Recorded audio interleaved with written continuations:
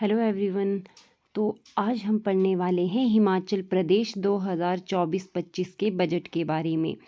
HPPSC से related किसी भी एग्ज़ाम की आप तैयारी कर रहे हैं तो आपके लिए बजट बहुत इंपॉर्टेंट रहने वाला है। तो इसमें हम पार्ट 1 और पार्ट 2 करके 2 वीडियो बनाएंगे। इस वीडियो के अलावा जो क्वेश्चन रह जाएंगे वो हम सेकेंड वीडियो में करेंगे। तो चलिए स्टार्ट करते हैं आज का वीडियो। फर्स्ट क्वेश्चन हमारा है 2024-25 के लिए हिमाचल प्रदेश सरकार का अनुमानित बजट कितना है। तो इसका सही आंसर होगा ऑप्शन नंबर सी 58,444 करोड़ रुपए। नेक्स्ट है 2023-24 के लिए, इससे पिछली साल जो है कितना बजट अनुमानित किया गया था। तो यहाँ पर मैंने ऑप्शन नहीं लिखे हैं, तो यहाँ आएगा 56,683 करोड़ रुपए। देखिए 56,683 से कितना अब बढ़ा हुआ है 58,444 रुपये। ये मैंने इसलिए लिखा क्योंकि कई बार आता है कि पिछले साल की तुलना में इस वर्ष जो है कितने प्रतिशत वृद्धि हुई है, तो आप परसेंटेज इससे यहाँ से निकाल सकते हैं। तो नेक्स्ट क्वेश्चन देखिए। नेक्स्ट क्वेश्चन है 2024-25 के बजट में कृषि क्षेत्र के लिए कितना बजट रखा गया है। तो ये रखा गया है 582 करोड़ रुपए। कितना 582 करोड़ रुपए। मैंने ऑप्शन इस तरह से दिए हुए देखो 582, 482, 382, 282। तो हमें याद रहना चाहिए कि 82 तो है। कितना 82 582 करोड़ रुपए। नेक्स्ट है इस साल के बजट में बागवानी क्षेत्र के लिए कितने व्यय का प्रावधान किया गया है। तो बागवानी क्षेत्र के लिए किया गया है 531 करोड़ रुपए का प्रावधान। नेक्स्ट है इस बजट में स्वास्थ्य क्षेत्र के लिए कितने बजट का प्रावधान किया गया है। तो स्वास्थ्य क्षेत्र के लिए इस बजट में जो खर्चा है वो बताया गया है 3,415 करोड़ रुपए स्वास्थ्य क्षेत्र में खर्च किए जाएंगे। नेक्स्ट है 2024-25 के बजट के अनुसार शिक्षा क्षेत्र में कितने बजट का प्रावधान किया गया है। तो शिक्षा क्षेत्र में खर्च किए जाएंगे 9,560 करोड़ रुपए। कितने 9,560 करोड़ रुपए। नेक्स्ट देखिए तकनीकी क्षेत्र में कितने करोड़ बजट का प्रावधान किया गया है। तो तकनीकी क्षेत्र में किया गया है 330 करोड़ रुपए का प्रावधान।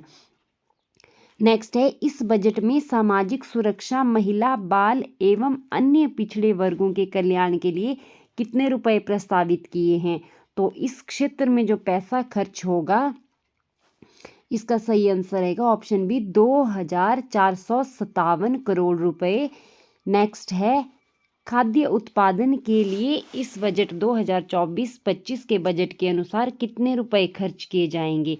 तो खाद्य उपदान के लिए किए जाएंगे, उपदान मीन्स सब्सिडी के लिए, तो 200 करोड़ रुपए इसके लिए खर्च किए जाएंगे। नेक्स्ट है ग्रामीण क्षेत्र, ग्रामीण विकास एवं पंचायती राज के लिए कितने करोड़ रुपए प्रस्तावित किए हैं। तो इसमें किए हैं 2,356 करोड़ रुपए। कितना 2,356 करोड़ रुपए ग्रामीण विकास एवं पंचायती राज के लिए खर्च किए जाएंगे। नेक्स्ट क्वेश्चन देखिए। नेक्स्ट है जल शक्ति विभाग, जल शक्ति के लिए इस वर्ष बजट में कितने करोड़ प्रस्तावित हैं। तो जल शक्ति के लिए 3,365 करोड़ प्रस्तावित हैं। कितना 3,365। नेक्स्ट है इस बजट में सड़कों एवं पुलों के लिए कितने करोड़ प्रस्तावित हैं। तो सड़कों एवं पुलों के लिए है 4,317 करोड़ रुपए खर्च करने का प्रावधान है। नेक्स्ट है 2024-25 के बजट में वन विभाग के लिए कितने करोड़ खर्च करने का टारगेट रखा गया है। तो वन विभाग के लिए 834 करोड़ रुपए खर्च करने का टारगेट रखा है इस बार सरकार ने। तो नेक्स्ट देखिए। नेक्स्ट है क्वेश्चन नंबर 13। इस बजट में प्रदेश की अर्थव्यवस्था में वृद्धि दर कितनी अनुमानित है। वृद्धि दर कितनी अनुमानित की गई है। तो ऑप्शन नंबर ए बी इसका सही रहेगा 7.1%। जो वृद्धि दर रही है 2023-24 में तो वो 7.1 अनुमानित की गई है। तो नेक्स्ट है 2022-23 के दौरान प्रदेश की अर्थव्यवस्था की वृद्धि दर कितनी रही? ये है 22-23, ये है 23-24 की वृद्धि दर 7.1%। अगर 22-23 की वृद्धि दर पूछा जाएगा कभी एग्जाम में, पिछली से पिछले साल की भी ग्रोथ रेट पूछी जाती है, तो वो हमारी रहेगी 6.9%। तो नेक्स्ट है 2023-24 में हिमाचल प्रदेश की प्रति व्यक्ति आय पर कैपिटा इनकम कितनी रहने का अनुमान है? तो इसका सही आंसर रहेगा ऑप्शन नंबर बी, 2,35,199 रुपये प्रति व्यक्ति, यानी कि हर पर्सन की इनकम कितनी है? मंथली इनकम 2,35,199 रुपये हिमाचल में। तो इतनी ज़्यादा इनकम तो होती नहीं, तो इसका मतलब कि इनकम का इक्वल डिस्ट्रीब्यूशन नहीं होता है। किसी व्यक्ति की इनकम 1,000, 10,000, 20,000 पर मंथ होती है, तो किसी व्यक्ति की देखिए 2 लाख, 3 लाख, करोड़ों में होती है। तो इसी तरह से अगर पर कैपिटा इनकम देखी जाए तो हमारे पास कितनी आती है? 2,35,199 रुपये। नेक्स्ट है 2023-24 के में राज्य का सकल घरेलू उत्पाद ग्रॉस डोमेस्टिक प्रोडक्ट कितना रहने का अनुमान है? तो ये हमारा होगा 2,07,430 करोड़ रुपए। कितना? 2,07,430 करोड़। ये है सकल घरेलू उत्पाद। जीडीपी, देश की जीडीपी यानी कि देश की कुल आय कितनी रहने का अनुमान है? 2,07,430 करोड़ रुपए। अगर प्रति व्यक्ति आय पूछा जाए कि एक व्यक्ति की आय कितना रहने का अनुमान है, तो है 2,35,199 रुपये। नेक्स्ट देखिए 2023-24 में, ये तो हो गया। नेक्स्ट है इस बजट में 2024-25 के लिए विकास बजट के लिए कितने रुपए खर्च करने का प्रावधान है? विकास बजट क्या है? डेवलपमेंटल कार्य के लिए जो खर्च किया जाता है, जैसे सड़कें बन रही है, पुल बन रहे हैं, कुछ ऐसे कार्य में खर्च किया जा रहा है जहां से लोगों को इनकम जनरेट, सरकार को इनकम जनरेट हो रही है कुछ, या फिर कुछ प्रोडक्टिव कार्यों में कुछ होता है नॉन डेवलपमेंटल कार्य, जैसे पेंशन दी जा रही है या फिर स्कॉलरशिप दी जा रही है, वृद्धावस्था पेंशन है, जिससे जो है कोई फ़ायदा नहीं हो रहा है। तो डेवलपमेंटल कार्यों में खर्चा करने से देश की अर्थव्यवस्था में वृद्धि होती है, इसके बदले में वो लोग कुछ कार्य कर रहे होते हैं। तो इसमें कितना खर्चा किया जाएगा? इसमें किया जाएगा 9,990 करोड़ रुपए। कुल बजट में से जो 58,444 करोड़ का बजट बना है, इसमें केवल 9,990 करोड़ रुपए विकास बजट के लिए रखा गया है। तो नेक्स्ट देखिए, विकास बजट में भी अनुसूचित जाति विकास कार्यक्रम के लिए कितना बजट रखा गया है? कितना बजट रखा गया है? तो इसका आंसर होगा ऑप्शन नंबर बी, 2,516 करोड़ रुपए। तो देखिए यहाँ पर इसके साथ ही जनजातीय विकास कार्यक्रम की अगर बात करेंगे तो इसके लिए टोटल बजट का प्रावधान किया गया है 899 करोड़ रुपए का। पिछड़े क्षेत्र विकास कार्यक्रम के लिए खर्चा किया जाएगा 110 करोड़ रुपए, और केंद्रीय योजनाओं के लिए, जो केंद्रीय योजनाएं प्रदेश में लागू होगी, उनके लिए 5,280 करोड़ रुपए खर्च करने का अनुमान रखा गया है। तो नेक्स्ट देखिए, राजीव गांधी प्राकृतिक खेती स्टार्टअप योजना, इस योजना के लिए कितने खर्च का प्रावधान किया गया है? तो इसका आंसर होगा 680 करोड़ रुपए। तो प्राकृतिक खेती पर भी इस बार बहुत ध्यान दिया गया है। नेक्स्ट है 2024-25 के बजट में किस स्थान पर नई मंडी निर्माण की घोषणा की गई है? निर्माण होगा यहाँ पर, नई मंडी का निर्माण किया जा रहा है मेहदली, शिलारू, बंदरोल या फिर तीनों जगहों पर। तो इसका सही आंसर रहेगा ऑप्शन नंबर सी, तीन जगहों पर जो है हिमाचल प्रदेश में नई मंडियां खुलेगी। शिमला में। ये मेहंदली और शिलारू कहाँ पड़ता है? ये पड़ता है हमारे शिमला में। और बंदरोल कहाँ है? ये हमारे पड़ता है कुल्लू जिले में। तो ये तो थी नई मंडियां निर्माण की घोषणा। इसके साथ ही जो पुरानी मंडियां हैं उनके अपग्रेडेशन की घोषणा की गई है कि उनको नए तरीके से बनाया जाएगा। तो वो कहाँ कहाँ पर होगा? सिरमौर के पांवटा साहिब, खैरी, घंडूरी और नहराधार में। और कुल्लू में कहाँ कहाँ? चौरी बिहाल में, पतलीकुल में और खेगसू में। और मंडी डिस्ट्रिक्ट में टकोली और कांगड़ी मंडी। इसके साथ ही कांगड़ा में देखिए जसूर, पासू और पालमपुर मंडियां। सोलन में देखिए परवाणु, कुनिहार और बाकना घाट। तो ये सारी मंडियां जो है इनको नए तरीके से इनका उन्नयन किया जाएगा। नेक्स्ट देखिए क्वेश्चन नंबर 21। 2024-25 के बजट में गाय और भैंस के दूध के लिए कितने न्यूनतम समर्थन मूल्य MSP की घोषणा की गई है? तो इसके लिए भी खास ध्यान दिया गया है। ये ध्यान क्यों दिया गया है? क्योंकि जो आत्मनिर्भर भारत, आत्मनिर्भर हिमाचल की जो कल्पना की गई है उसमें जो है इसकी तरफ विशेष ध्यान दिया गया है। आत्मनिर्भर हिमाचल के उद्देश्य को कैसे पूरा करना है उसके लिए इस पर भी MSC के लिए फोकस किया गया है। तो इसका आंसर रहेगा ऑप्शन नंबर ए। कितना MSP दिया जाएगा गाय के दूध में? गाय का दूध होगा प्रति लीटर कितना होगा? 45 रुपये प्रति लीटर। और भैंस का दूध 55 रुपये प्रति लीटर। इतना MSP रखा गया है। इसी तरह देखिए 1 अप्रैल 2024 से ये MSP स्टार्ट हो जाएगा। ये क्या है? HP के इतिहास में पहली बार जो है दूध खरीद पर MSP सुनिश्चित किया गया है।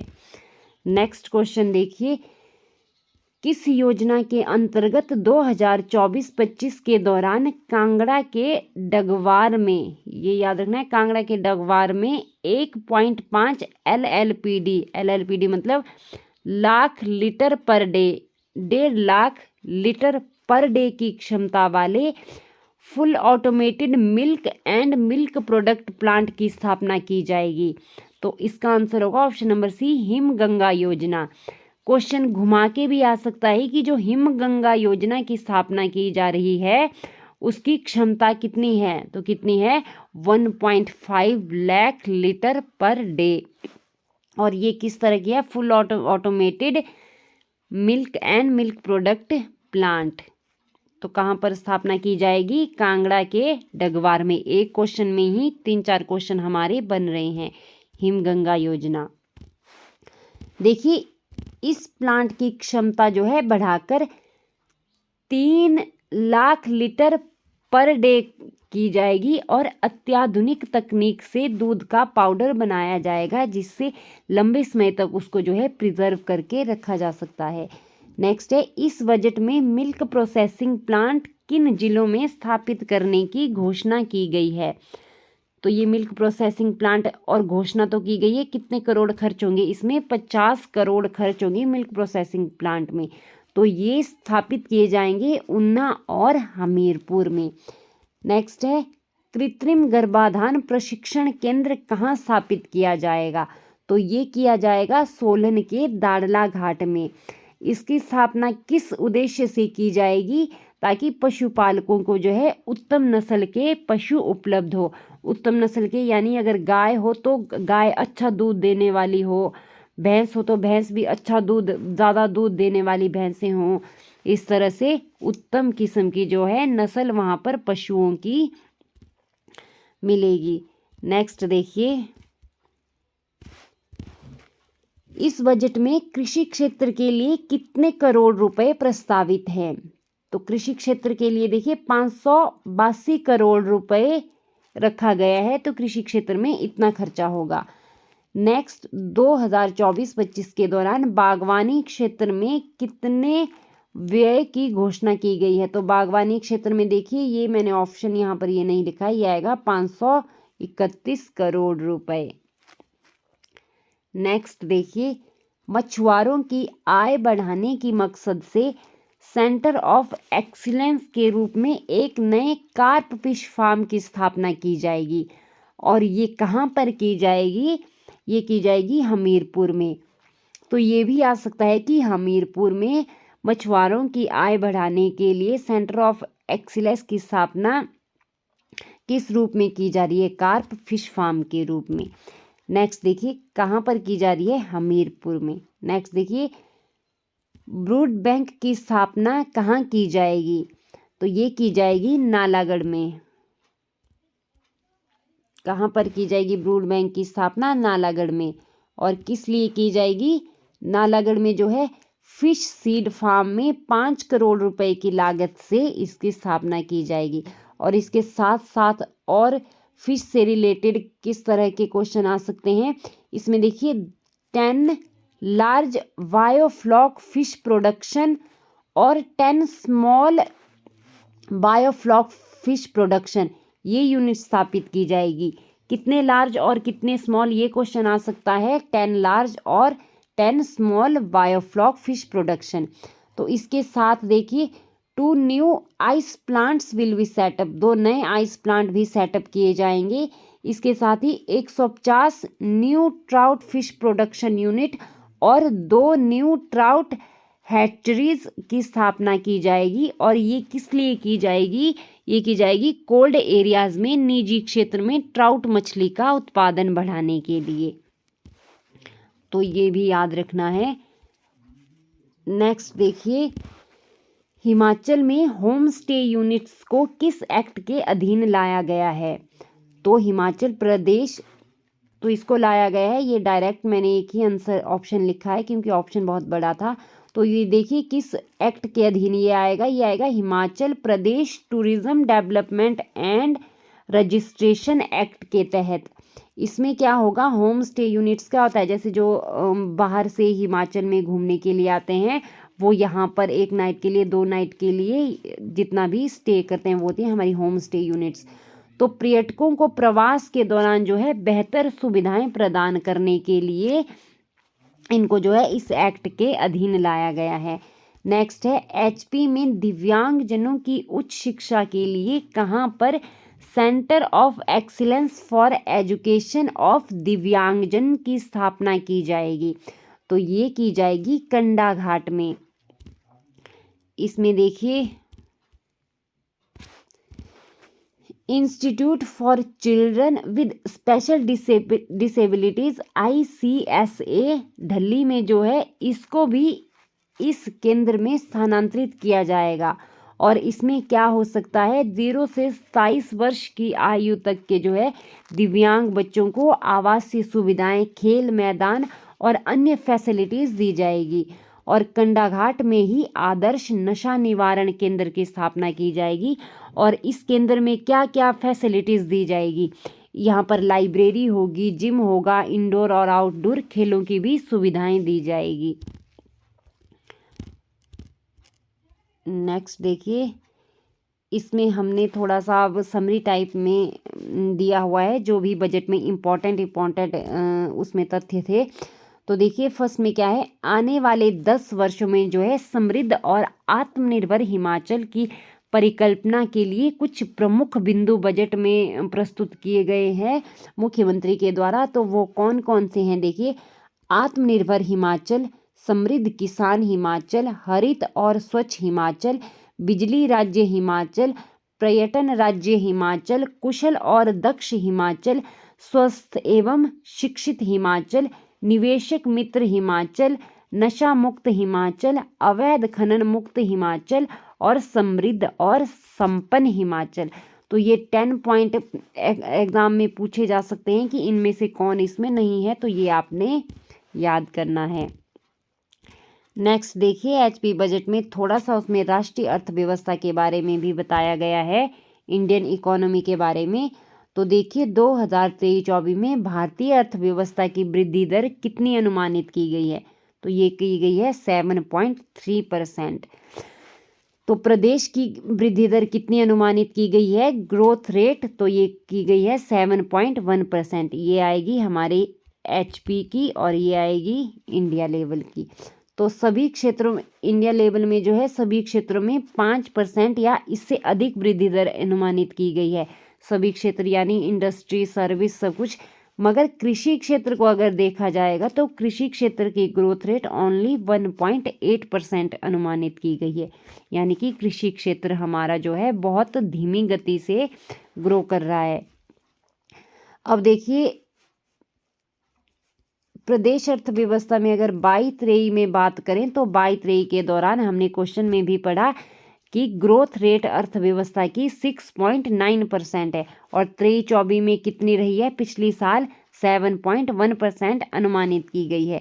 और 23-24 में प्रति व्यक्ति आय, इसको भी हम पढ़ चुके कि प्रति व्यक्ति आय हिमाचल में कितनी है, 2,35,199 रुपये हर एक व्यक्ति की आय। अगर सकल घरेलू उत्पाद ग्रॉस डोमेस्टिक प्रोडक्ट देखा जाएगा तो ये कितना आएगा, 2,07,430 करोड़ रुपए। अब नेक्स्ट देखिए विकास बजट के लिए, विकास बजट में कुल कितना खर्चा किया जाएगा, 9,990 करोड़ रुपए का। और इसमें भी हिमाचल के बजट में अनुसूचित जाति विकास कार्यक्रम के लिए 2,516 करोड़ रुपए खर्च करने का प्रावधान रखा गया है। और जनजातीय विकास कार्यक्रम के लिए आप देखते होंगे SC ST अन्य OBC अन्य पिछड़ी क्षेत्र या पिछड़ी जातियों के लिए बहुत सारी योजनाएं सरकार द्वारा चलाई जाती है। तो इसी तरह से जनजातीय विकास कार्यक्रम के लिए जो है 899 करोड़ रुपए खर्च करने का प्रावधान है। अगर पिछड़े क्षेत्र को देखेंगे तो पिछड़े क्षेत्र विकास कार्यक्रम के लिए 110 करोड़ रुपए खर्च किए जाएंगे। और केंद्रीय योजनाओं के लिए जो व्यय होगा, जो केंद्र से योजनाएं स्टार्ट होगी और राज्य में भी वो लागू हो जाती है, तो उनके लिए है 5,280 करोड़ रुपए खर्च करने का प्रावधान इस बजट में रखा गया है। तो नेक्स्ट देखिए Himachal Pradesh transformation cell HPTC की स्थापना, इसका सुझाव दिया गया है। और sustainable development goals coordination centre, विकास प्रक्रिया का जो है मॉनिटरिंग और इवैल्यूएशन के लिए योजना विभाग ने इसकी स्थापना की जाएगी। और इसमें क्या होगा, आगामी वित्त वर्ष से ये जो है कार्य करना आरंभ कर देगा। तो ये भी ध्यान रखना है किसके लिए इसकी स्थापना की जाएगी, पेपर में पूछा जा सकता है। तो विकास प्रक्रिया की मॉनिटरिंग और इवैल्यूएशन के लिए। नेक्स्ट हम देखेंगे बागवानी क्षेत्र के लिए कितने करोड़ का प्रावधान है, 531 करोड़ रुपए का। और बागवानी उत्कृष्टता केंद्र की स्थापना कितने करोड़ रुपए से की जाएगी, 52 करोड़ रुपए से। और इसमें क्या होगा, गुणवत्ता, कौशल, पर्यटन और बाजार संबंधी सभी आवश्यकताओं के लिए वन स्टॉप रिसोर्स सेंटर के रूप में ये कार्य करेगा। क्या करेगा, बागवानी उत्कृष्टता केंद्र। और 12 करोड़ रुपए से जो है इसकी स्थापना की जा रही है। नेक्स्ट देखिए हरित ऊर्जा राज्य बनाने और सौर ऊर्जा को बढ़ाने के लिए क्या क्या कदम उठाए हैं हिमाचल सरकार ने। इस बजट में जो प्रावधान है, पेखुवेला स्थित 32 मेगावाट क्षमता वाले हिमाचल के सबसे बड़े सोलर पावर प्रोजेक्ट का शिलान्यास जो है 2 दिसंबर 2023 में किया गया था। तो 2024 के अंत तक ये कमीशन किया जाएगा। नेक्स्ट देखिए ऊना अगरोर में 10 मेगावाट सोलर पावर प्लांट जून 2024 तक बनकर तैयार होगा। और ऊना के ही भंजाल में जो है 5 मेगावाट क्षमता वाले SSP प्रोजेक्ट दिसंबर 2024 तक इनका लोकार्पण किया जाएगा। और फिर कार्य आरंभ कब होगा, 500 इसका कार्य आरंभ होने वाला है, ये 2024 में कंप्लीट हो जाएगा। और ये 10 मेगावाट सोलर पावर प्लांट जो है ये भी 2024 जून तक बनकर तैयार होगा। और इसी के साथ एक पेखुवेला में जो स्थित 32 मेगावाट वाला है वो 2 दिसंबर 2023 को बनकर तैयार हो गया है। मगर ये जो 501 मेगावाट क्षमता वाले 5 सौर पार्क हैं, ऊना, कांगड़ा, मंडी, शिमला और सिरमौर, इनका जो है कार्य आरंभ कर दिया है। तो इसी तरह से देखिए हिमाचल सरकार सौर ऊर्जा के लिए भी बहुत प्रयास कर रही है कि देश को राज्य में जो है हरित ऊर्जा राज्य बनाना है हिमाचल प्रदेश को। तो इसके लिए ये सभी कदम जो है सरकार ने उठाए हैं। नेक्स्ट देखिए, प्रदेश में प्रस्तावित 16 हेलीपोर्ट में से प्रथम चरण में 9 विकसित किए जाएंगे। कितने हेलीपैड विकसित किए जाएंगे प्रथम चरण में? 9। और टोटल कितने प्रस्तावित किए गए हैं बजट में? 16 हेलीपैड। तो अब देखिए, जो प्रथम चरण में हेलीपैड बनाए जाएंगे वो कहाँ कहाँ पर होंगे? हमीरपुर में, कांगड़ा में, चंबा में, कुल्लू में, किन्नौर में और लाहौल स्पीति में। हमीरपुर में एक होगा, वो कहाँ पर होगा? जसकोट में। कांगड़ा में रक्कड़ और पालमपुर में, और चंबा में सुल्तानपुर में, और कुल्लू में आलू ग्राउंड में। और आलू ग्राउंड कहाँ है हमारा? मनाली में। और किन्नौर में कहाँ होगा? शारबो में। और लाहौल स्पीति में कहाँ होगा? जिस्पा, सिस्सू और रांगरिक में। नेक्स्ट देखिए, नेक्स्ट है 5 टूरिस्ट डेस्टिनेशन को पर्यटन की दृष्टि से विकसित किया जाएगा। और ये 5 यह टूरिज्म विभाग से भी एचपी सरकार को बहुत इनकम आती है। तो इसके लिए इसमें भी सरकार ने ये प्रावधान किया गया है कि टूरिस्ट डेस्टिनेशन जो है इनको विकसित करना है। तो ये कहाँ कहाँ विकसित होंगे? लाहौल स्पीति और किन्नौर में। तो 5 जगहें वो कौन कौन सी है? लाहौल स्पीति में देखिए चंद्रताल, काजा और तांदी। और किन्नौर में कहाँ है? रक्षम, नाको, चांगो और खाब में। ये एक में ही आएगा। इस तरह से ये टोटल 5 हो जाएंगे। नेक्स्ट देखिए, कृषि या वैल्यू एडिशन, पशुपालन एवं गौ संरक्षण, इसके लिए भी जो है हिमाचल सरकार में बजट में काफ़ी बात की गई है। तो देखिए, राजीव गांधी स्टार्टअप योजना कितने करोड़ रुपए की है? ये 680 करोड़ रुपए की। इसका अभी तीसरा चरण चला है। तो इसके तीसरे चरण में एक नई योजना की शुरुआत की जाएगी। वो कौन सी नई योजना है? राजीव गांधी प्राकृतिक खेती स्टार्टअप योजना। तो इसमें क्या क्या लाभ मिलेगा? लगभग 36,000 किसानों को प्राकृतिक खेती से जोड़ा जाएगा। और प्रत्येक पंचायत से, हिमाचल की प्रत्येक पंचायत से 10 किसानों को जहर मुक्त खेती के लिए प्रोत्साहित किया जाएगा। और गेहूं व मक्की में खाद की जगह गोबर का प्रयोग करना, इसके लिए उनको प्रोत्साहित किया जाएगा। और 20 क्विंटल प्रति परिवार अनाज जो है एमएसपी पर खरीदा जाएगा। और इसके लिए गेहूं पर और एमएसपी और मक्की पर कितना एमएसपी होगा? गेहूं जो खरीदा जाएगा वो 40 रुपये पर केजी के हिसाब से, और मक्की 30 रुपये पर केजी के हिसाब से खरीदा जाएगा। आप देखेंगे कि यहाँ एमएसपी 40 रुपये और 30 रुपये है। जो हमने पहले पढ़ा उसमें हमने पढ़ा कि एमएसपी 45 और 55 रुपये था। वो था एमएसपी 45 और 55। हमने किस में पढ़ा?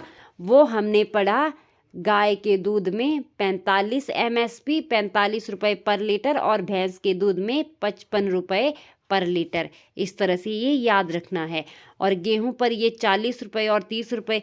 ये कौन से खेतों का अनाज होगा? जो प्राकृतिक खेती से उत्पन्न है। ऐसे नहीं कि आपने खाद डाल के आपने अनाज बोया है और आप फिर उसको एमएसपी पर बेच रहे हैं। ये प्राकृतिक खेती से उत्पन्न होगा। फिर देखिए, 10 नए फार्मर प्रोड्यूसर ऑर्गेनाइजेशन स्थापित किए जाएंगे।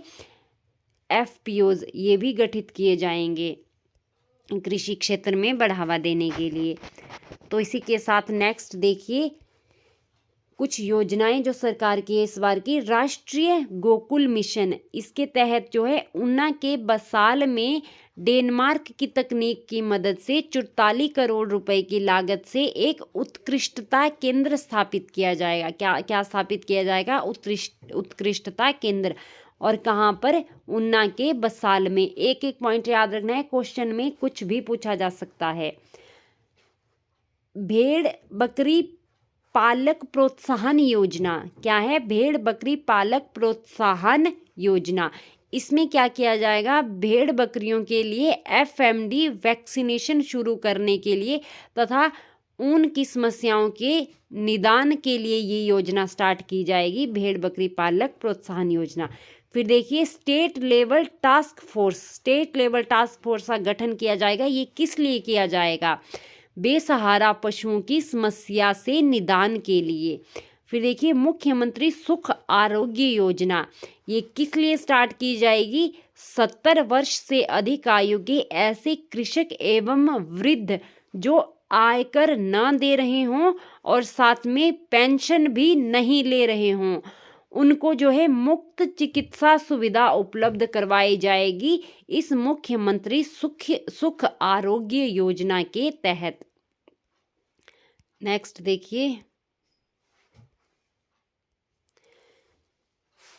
मुख्यमंत्री सुख शिक्षा योजना, ये किन के लिए है? जिन विधवाओं की वार्षिक आय 1 लाख रुपए से कम है, उनके जो है 27 साल तक की आयु के बच्चों का शिक्षा का खर्च कौन सरकार करेगी? इन बच्चों को medical college, engineering college, NIT, IIM, IIT, nursing, graduation, post graduation में जो है प्रवेश लेने के लिए यह सुविधा सरकार द्वारा दी जाएगी। मुख्यमंत्री सुख शिक्षा योजना के तहत किन के लिए है ये? विधवाओं के बच्चों के लिए जिन विधवाओं की वार्षिक आय 1 लाख रुपए से कम है। और इसमें और क्या आएगा? विधवा, निराश्रित, तलाकशुदा और अक्षम माता पिता के सभी पात्र बच्चों के RD खाते में जो है 18 वर्ष की आयु तक 1000 रुपये प्रतिमाह दिए जाएंगे, वो भी इसी में आएगा। आगे है अपना विद्यालय मेरा सम्मान योजना, स्कूलों और समाजों के बीच बेहतर तालमेल के लिए तथा सामुदायिक भागीदारी के लिए ये योजना स्टार्ट की जाएगी। कौन सी योजना? अपना विद्यालय और मेरा सम्मान योजना। तो ये था आज का हमारा वीडियो। इसके बाद हम नेक्स्ट पार्ट करेंगे। नेक्स्ट पार्ट को भी आपको ज़रूर देखना है, क्योंकि उसमें हमने देखना है कि बजट में कितना, किस सेक्टर में कितना % खर्चा हुआ है और किस सेक्टर में ज़्यादा दिया है, किस सेक्टर में कम खर्चा किया गया, और साथ में हमें बजट डेफिसिट, रेवेन्यू डेफिसिट, ये सारी चीज़ें अभी हमें करने के लिए है। तो आप नेक्स्ट पार्ट भी ज़रूर देखना। जो इसके अलावा जो योजनाएं कुछ जो नई सरकार ने चालू की है वो भी हमें अभी काफ़ी, बजट बहुत लंबा होता है, आप इसको 20 पॉइंट में ख़त्म नहीं कर सकते हैं। तो जिसने एग्ज़ाम के लिए बजट को अच्छे से प्रिपेयर करना है वो सेकंड वीडियो भी देखे, क्योंकि उसमें हम कोशिश करेंगे कि अपना सारा बजट हमारा कवर हो जाए। तो अगर आपको वीडियो अच्छा लगा है तो वीडियो को लाइक करें, शेयर करें और चैनल को सब्सक्राइब कर दें। धन्यवाद।